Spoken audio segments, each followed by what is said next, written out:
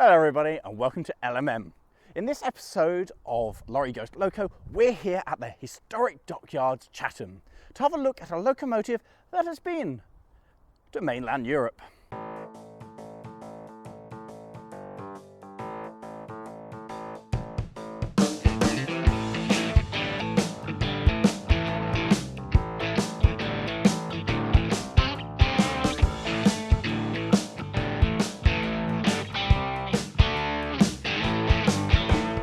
But before we go and look at today's locomotive, in these troubled times, so many of us railway enthusiasts are missing being able to go to a railway. We miss the sights, the sounds, the whole experience of being able to go to a railway and just seeing trains run.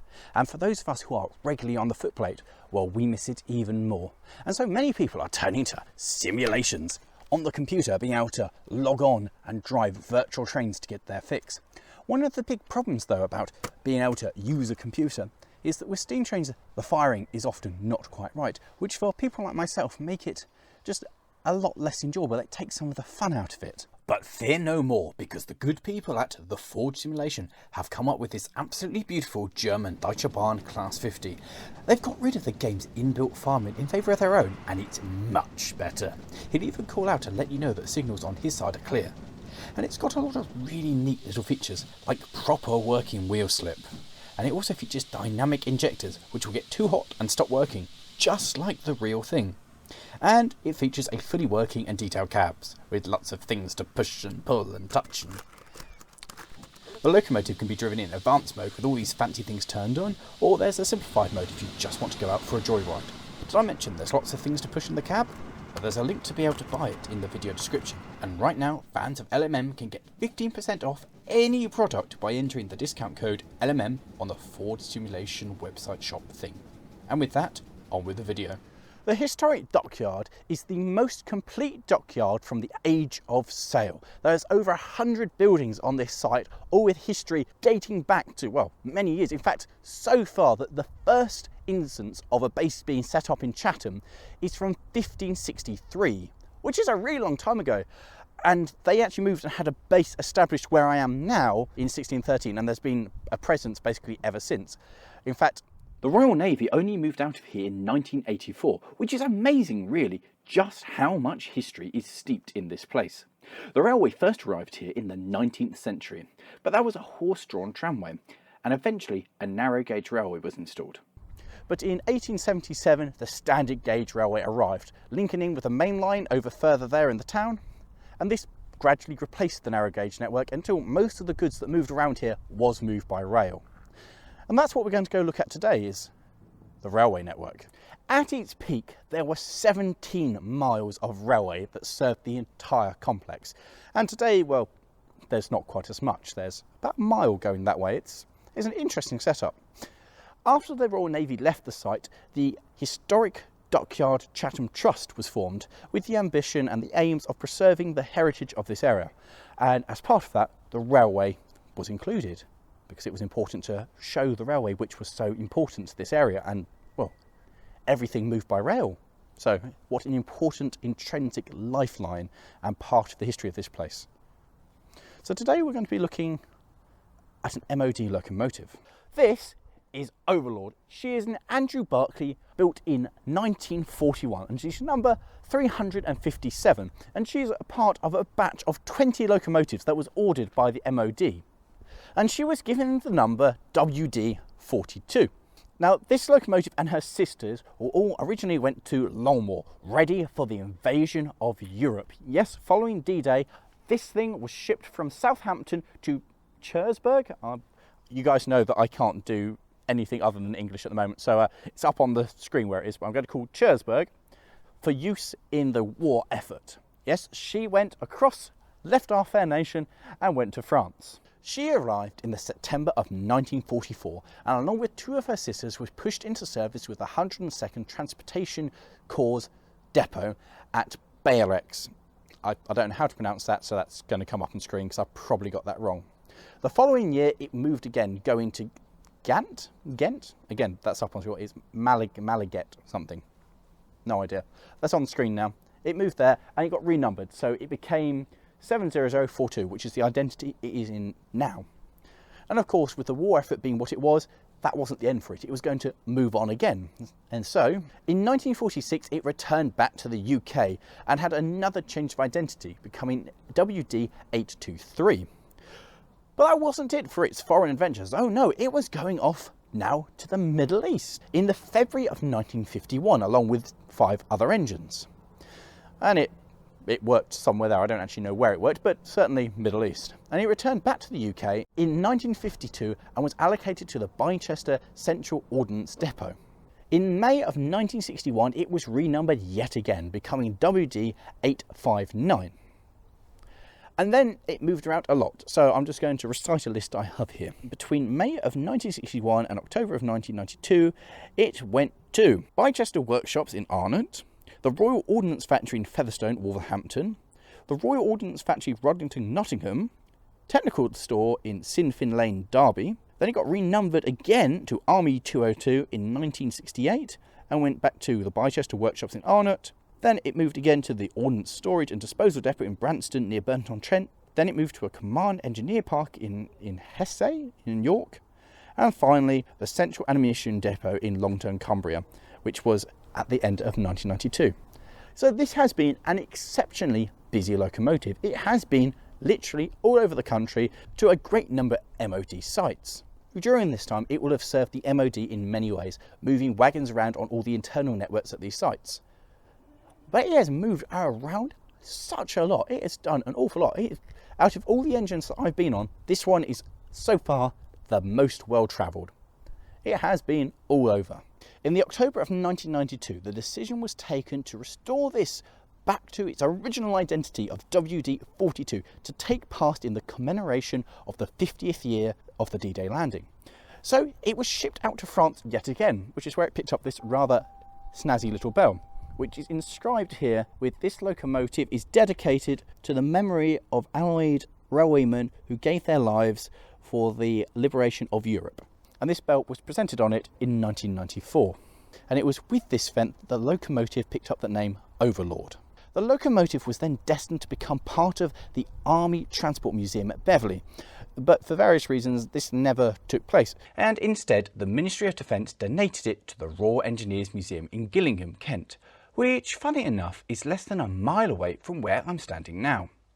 The engine stayed on static display here for more than 10 years before there was an agreement between the Historic Dockyard Chatham and the Royal Engineers Museum to restore the locomotive back to running condition and to use it on the Dockyard Railway for all to enjoy. So with the history dealt with, what are my first impressions of this thing?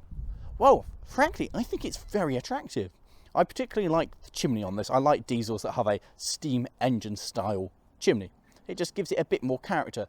Speaking of the chimney, I have absolutely no idea what this little thing on top of it is for. Apart from when you fire it up, it just makes the smoke go everywhere rather than up. It's a bit of a weird looking thing. The bonnet is quite narrow, the footplate is rather wide. I love the old radiator on this with different bits of the fins sticking out further and different shapes and different designs. It's just really nice and quirky and gives this engine a bit more character. It looks in stunning condition. The paintwork is basically fresh, having been applied last summer. That's 6-month-old paint on it at the moment. And it does look rather good. Before we started having a drive around and getting into the position, it was spotlessly clean. However, driving up and down on a tramway does rather, well, make a bit of a mess of the engine. Now, she is a 21-ton locomotive, which is about right for an engine of this size. She is, of course, a Barclay diesel, and they're a fairly recognisable shape of diesel to most people can go, yeah, that's a Barclay. There are some things about it which are a bit different and interesting. For instance, I'm used to locomotives that have vents or something down the side of the panels. So this has got quite a almost streamlined look of the straight panels and the doors with no where to let ventilation or air in, because that all happens on above the bonnet. You can see behind me there's the raised area to allow air to ventilate throughout the bonnet. It's also got the addition of having headlights front and rear, which look a bit weird with the old school kind of steam engine bonnet with big electric light in front of it. The locomotive here is presented pretty much as it was, with the notable exception of it used to have an orange flashing light. This is standard on pretty much every MOD engine, that they have a warning light as they're going, well, along the lines to warn people, because clearly you won't be able to hear the locomotive and its train trundling along. It needs a tiny little flashing light. This is currently missing off the locomotive, and frankly I think it's a lovely thing, because I hate orange flashing lights on locomotives. Now I have to say, I think this is an exceptionally pretty little engine, and it's really nice to see a shunter that is kept in this kind of condition where it looks mint and looked after. Quite often little engines of this kind of size get kind of ignored and sidelined, so it's so nice to see it in the spotlight, being one of the main operating engines on the railway, and it's out quite regularly with the railway. It's one of their main engines.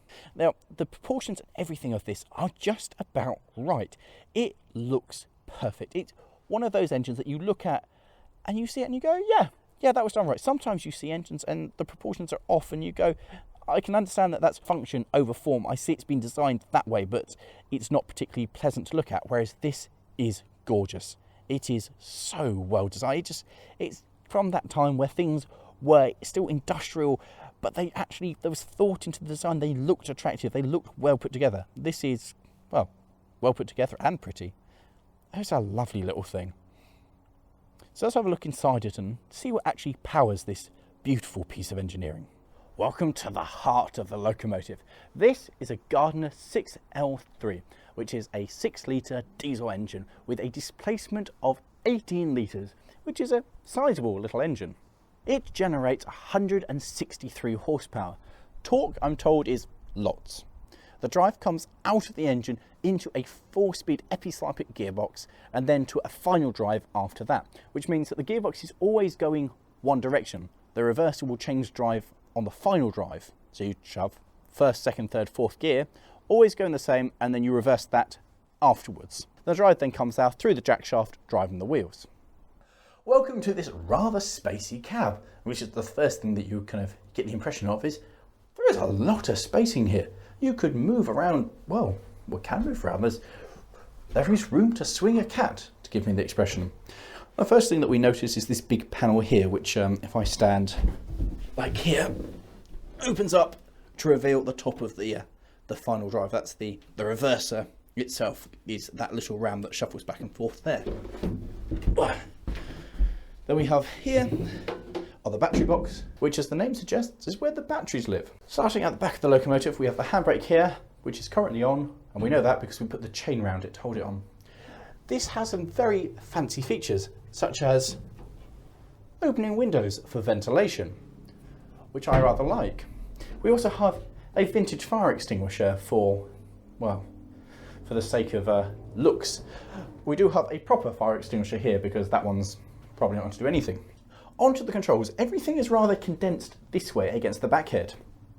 Normally we're used to kind of controls coming out at us a little bit. Everything's here, which kind of makes you step a whole step further forward. Notably here we have plaques up here commemorating the locomotive's visit to France for the Normandy 94 50th D-Day anniversary, and another one here from the Normandy pilgrimage, which again is part of that, which are nice things to display prominently inside the cab. Now, in the cab, it's not quite as nice as it is outside. There are places up here where maybe it could done with a bit of smoothing off, and a couple of bits here where it could do with a little more paint. But really, I am being very picky because it's pretty good in here. And the best thing is, everything works. So, taking you through the controls. The big lever here, this is the throttle, which is that way to use it. And everything in here is dual. So everything I do my side can be done Ben's side as well, which is awesome. The thing which gets a bit more confusing are all the controls here because they're a bit close to each other. Here is forward and backwards. This position is forwards, down here for reverse. We have gears here. First notch, second, third, and fourth. Now, they're the only things that these two I have to look at and go, that's the one I want. This control here is for the brake, and we can see over here are our gauges. So this one here is for our brake, so that will show us how much brake we've got, which is the red needle, and then the black one for how much we're applying. Nothing in the air tanks at the moment, so nothing. This one here is our engine oil, and this one here is how much air we're actually generating, I think. quite importantly, here we have the whistle valve, which is, again, both sides. Down here we have the sanders, which are linked to both sides, so I move this one here, the handle, the other side moves as well, which is rather good. So that all works. We've got the ammeters for the battery here. Here, the red lever is the battery isolator, which goes up there to engage it. And then we have the lights down here. So one of these, there we go, works the light inside the cab up there. So I can turn that on and turn that off. Now I really like these buttons. They've just got a really nice feel to them. They're quite kind of vintage and clicky.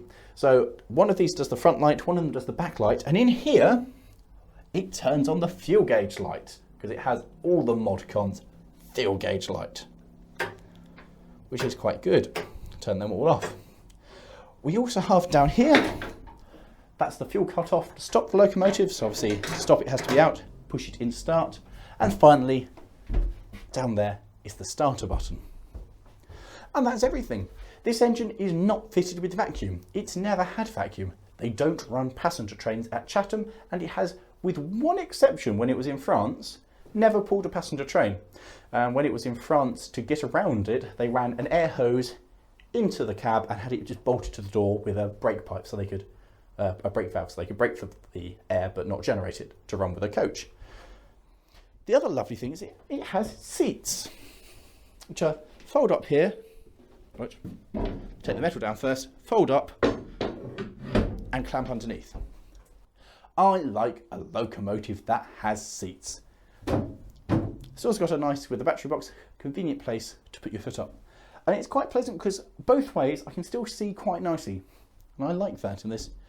The seat, of course, could do with being padded because it's just bare. And I can feel that your backside may get a bit sore riding this around all day. But again, splitting hairs. Very nice to have a seat. And again, one that folds up so simply and gets out the way is great.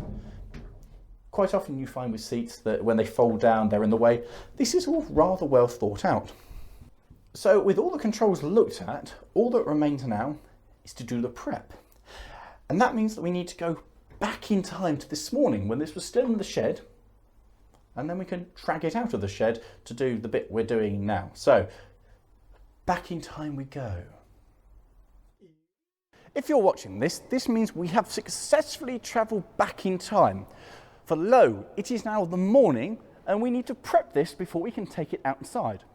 Now, this lovely heritage building, which serves as the workshop, and you can see we've got a Planet parked in front of that, and Ajax, a RSH in front of that, serves as their workshop and staging area. Because it is a heritage building, it has been fitted with a smoke alarm system. And firing this up will set off the fire alarm, and firing the steam engine up will set off the fire alarm. The only thing that doesn't is the Planet, which can be fired up and then will need to be, well, that will need to be fired up to push this outside before we can start this. But we'll prep it first and then that will go back to being outside, which is the bit that you've seen already. Hopefully. In the edit, this will all make sense and you guys won't notice the time thing that's gone on here. But anyway, nice little oil can, and we'll start at the front of the engine. Making sure we've got the air taps shut so the air tanks can build up pressure, because everything on this engine works on air. And at the end of the day, they're drains. We've got to make sure they're shut, otherwise it won't build up any air.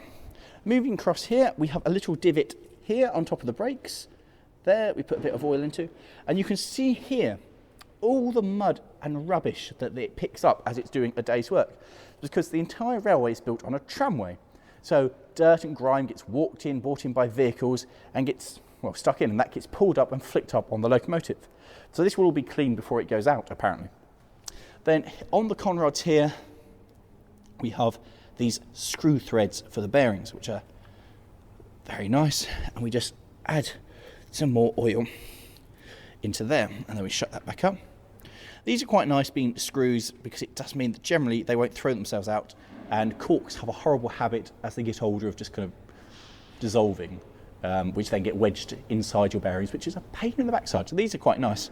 So we have to oil up that one there too. Another bit of oil in the divot of that. Oil in there, and oil in there on the drag shaft. Now, there's one other thing to do underneath, which involves coming all the way under here. And I'm going to grab a rag, which is conveniently put in the cab. This means swinging underneath the engine, and on the other side there is a do not move board because I'm going underneath. Oh dear, oh dear. All the way under here, and let me provide some illumination. Under here there is a dipstick. There we go. And this is the dipstick for the final drive. And so you can see that is full of oil, so that can go back in there. Quick look here to make sure there's no major oil leaks. See the brake cylinder there. And we come out. It is nice for the volunteers here to have a shed which is undercover, so you can prep things in the dry. Right, onto the engine. Ta-da! All of the panels have magically come off. This honestly did not take me and Ben about 5 minutes of gently pulling each one off. You're meant to do this each panel in turn, but it's easier to remove all in one go. So if you come in closer, first of all, we reach right inside there to pull out this dipstick here. Well, which pulls out for the transmission. You can see that's got a nice bit of oil on that, so we know that's good. So that can go back away in there, like so. Then we move further back, tucked behind this panel here, there's a little oil box, which is the same as this oil box here. So we lift that up, and that's already filled. But there's another one just tucked behind there that we need to fill up, but that's also filled because I've just put my fingers in it. We check the belt here to make sure that that's tight, and it's tight enough. There's a little greaser here that we just give half a turn to make sure that that's tight. We make sure the fuel cutoff here is open and not shut, so we've got fuel running through. Take my oiler. Keep working our way back. Have an inspection as we come along here. There is another oil pot just down there. That's fine. So now we have a quick look at the injector pump. It's cold this morning because it's the middle of January, so we push the cold start button here, and that releases the rack back there. Then there's a little oil pot here, which you just put a dribble of oil into, and then hidden in here, there's another little oil pot which we just put a little bit of oil into. Now this, I'm pretty sure, is the same as the one we have on the Ruston 165 at the Mid-Suffolk Light Railway, so I am well versed in this. That's it. Then moving further back behind here, there's another oil box here. So this is for the axle boxes. Have a quick look at the suspension. Check that, check that. There, by the way, is the main filling point for the engine. Right down here. I dropped it. Right down here. This is the dipstick for the engine, so you can see there, plenty of oil on that. And then finally, moving right back here, we have the compressor. Now the compressor is vitally important on this because everything is operated by air. Most pressingly, the brakes. So we pop this off and have a look in there and say, oh yes, there is indeed oil. So that's good, and that's simple. Now all that remains is to go the other side, where there's a couple of other things. There's another greaser here that we just do a couple of turns on to force grease into the bearing there. On the other side, we repeat the oil pot down on the running board, and there's a couple of grease nipples, but nothing really to worry about, so we're not going to bother showing that because it's the same as this. So the next stage is to go a bit higher and do the last checks on the level 3. So now we're back on, and magically, all the panels have got back on the side of this. We come here, which is the fuel tank, and we take this off on its very long thread, like so. Place it there, sorry. Then we get this, which is a very advanced piece of technology called a measuring stick. And we put this into the tank, like so. If it comes out wet and dripping with diesel, we have fuel. We have fuel. That's what we've established. Everything is fine. Screw that back up, and now remove the diesel from the nice paintwork. Put the measuring stick away, and now we walk back round to the front of the loco to do our final check, which is undo these butterfly clips here, like so. And that will allow us to get to see the radiator level. So that comes up, that opens up, and now I can just peer into there and go, cool, that is absolutely brilliant. And that is all the prep we need to do on this, which means once they've prepped that one behind us, we can fire up, push it outside, and then we can fire this one up.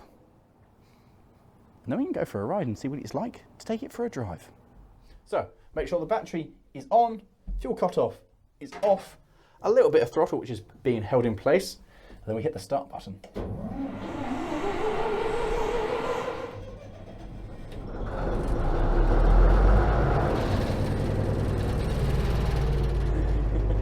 It sounds amazing.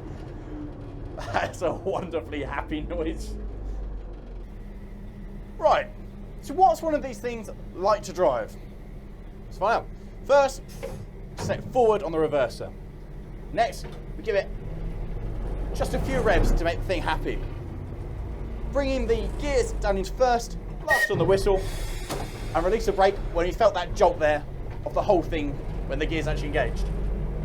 Then we open up the throttle, the regulator, which has really got a massive great spring on it, so you have to put a lot of force on this to get it to move. And then you get this rather delightful trundling roar of the engine.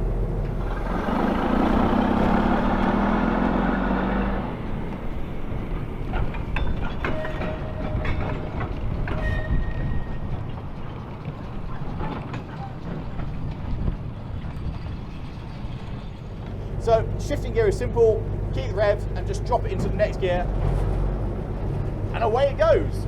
So there is no smoother way to do it apparently, that is it. There's people down there, so it's quite a wonderful little air horn as well. That's a very loud and very short. People know you're coming with it. So we come here. As we come round this next section here, around the point where everything lurches, we can open it up a bit more and just make that delicious exhaust sound again. Just go around here.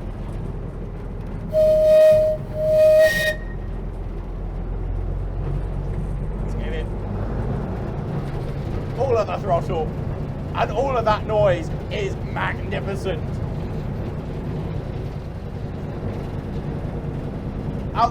With the wagons behind us, this thing just does not notice them at all. There is so much power on this engine, it is unreal. I've driven it light engine, I've driven it with a train, and frankly there is no difference whatsoever in any of it.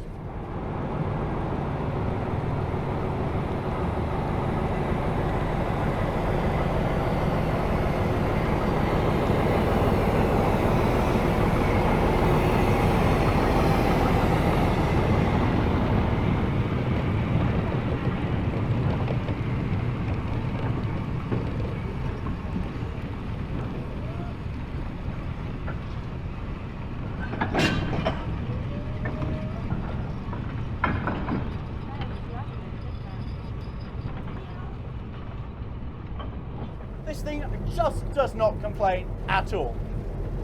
The sense of power you get on the handle is just incredible.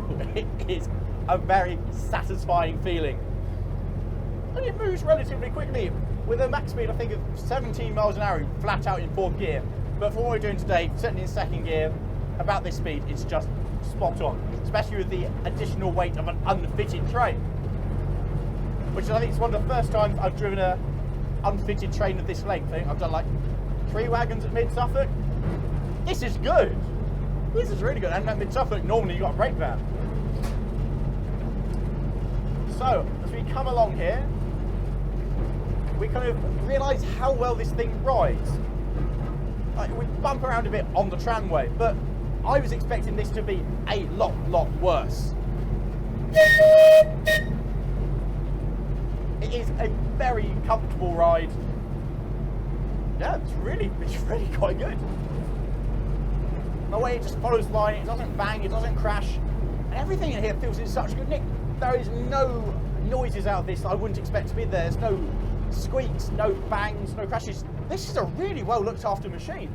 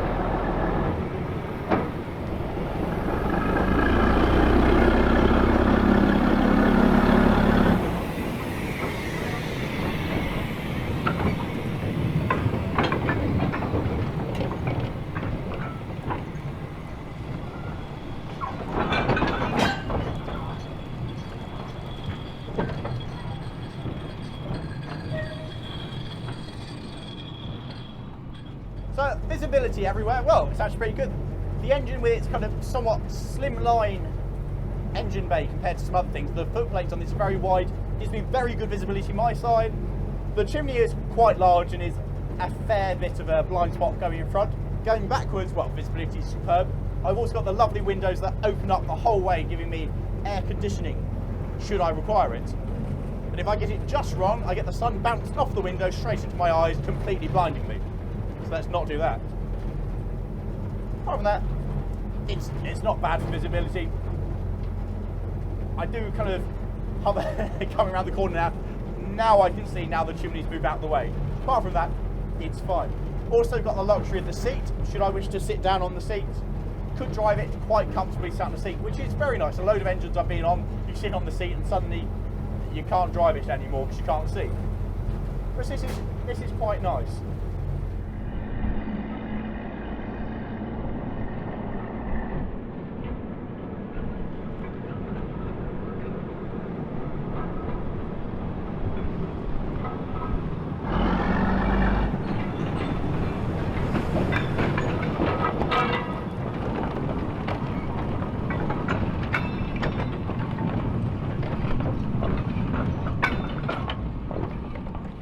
So of course, being an unfitted train, one of the things to check is how good are the brakes. So I'll drop the throttle and just apply the brake nice and gently. But the thing stops. The thing stops remarkably easily actually. And then open up again, pull it away. It's just quite happy. It's just completely unbothered by... I would really like to do this one day and be able to find out just how much it can pull, see how many wagons you can put behind it before it actually starts. Well, it's going to start spinning up first. I don't think you're ever going to get somewhere where it goes, it can't move it, it'll just slip the wheels up. It's at 21 tons, I think is what it weighs. There's going to be the limit, it's going to be on grip, what it can actually put down before you actually reach a physical limit of what it could move.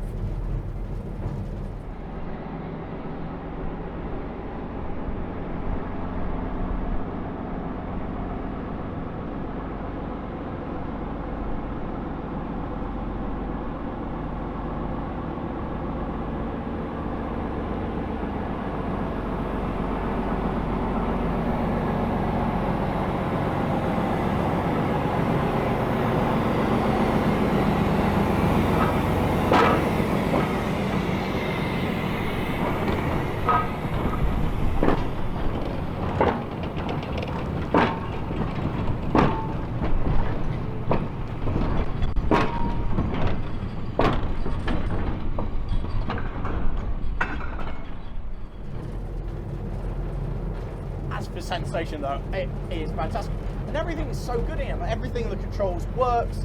It looks stunning as we're driving up here. The paint gleams in the light. It is an exceptionally good little engine, and I can't get over this noise. It's just brilliant. It's absolutely spectacularly brilliant.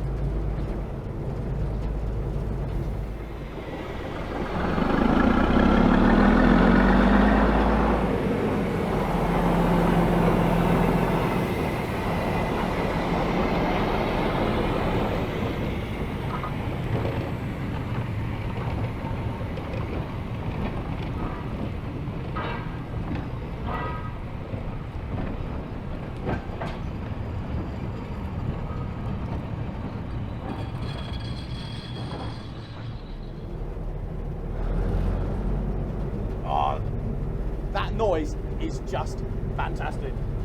And with this driving position of resting on it, makes it feel quite casual and quite pleasant. I'm really enjoying this. And I don't know if I mentioned how good the noise is. The noise is phenomenal. In noise alone, this may be one of my favourite diesels that I've ever been on. The grin factor is over 100 on this. It is just, it's a very satisfying thing. It's a satisfying noise. It's a satisfying thing to drive. All round, good engine, in good condition. Would have one, definitely. You know what, it looked really nice at one of the railways back home as well, so I'm sure they wouldn't miss it if we borrowed it.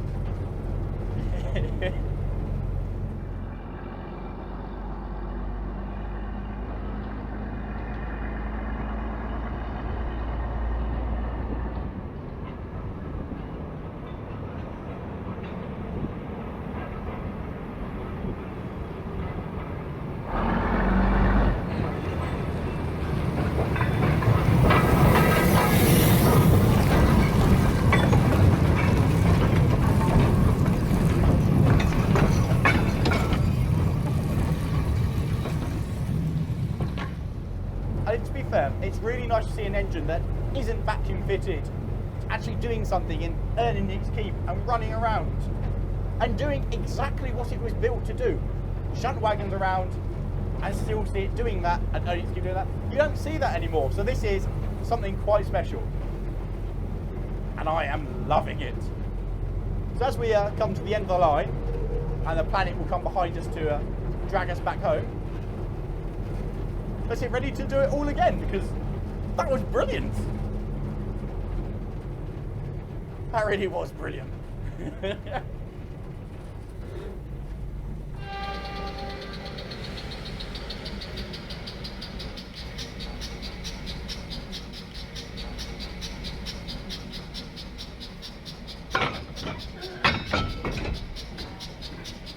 So that's it for looking at this lovely little diesel locomotive that has spent its entire life working around and with the MOD. And frankly, predictably, I have loved it. It is a fantastic little diesel engine. And so at this point, I'd like to say a massive great thank you to everybody here at the Historic Dockyard Chatham. It has been fantastic. The volunteers here have been absolutely superb and made us feel so at home, and we have had a lovely day out. If you like what you've seen in the video and you want more information about the Historic Dockyard, then the website is coming up somewhere here, and it's also in the video description. And if you really like what you've seen about the railway and you'd like to get involved, they're always looking for more volunteers. And there is the email for getting in contact with the railway. That's in the video description too, or you can find it on the website. Get in contact. They would love to get involved, especially if you want to get involved in driving something like this, which I highly, highly recommend because it is superb. And with that, guys, I really hope you've enjoyed this video. I hope you've enjoyed a visit down to Chatham. So please like, subscribe if you haven't already, share this video with your railway or non-railway friends, help us grow even more, and leave a comment. Have you enjoyed this? Do you have a locomotive which you'd like to appear on the channel? Are you part of society and you'd like me to come along and showcase your locomotive to the world? Because if so, get in contact. We'd love to do that. There is on our website, there is a contact form. You can contact us through that, or just drop us an email. All the details are in the video description, as per usual. I'm actually going to take this out for another run because the light is gorgeous and I'm having a lovely time. So that's the end of the review. We're going to go out for another run. Thanks for watching, guys, and we'll see you next time. And if you've enjoyed watching this one, how about watching over there somewhere, which for the video on the Ruston 88 that we did the other day, or below that for something on the narrow gauge with the Ruston 48. See you later, guys. Goodbye.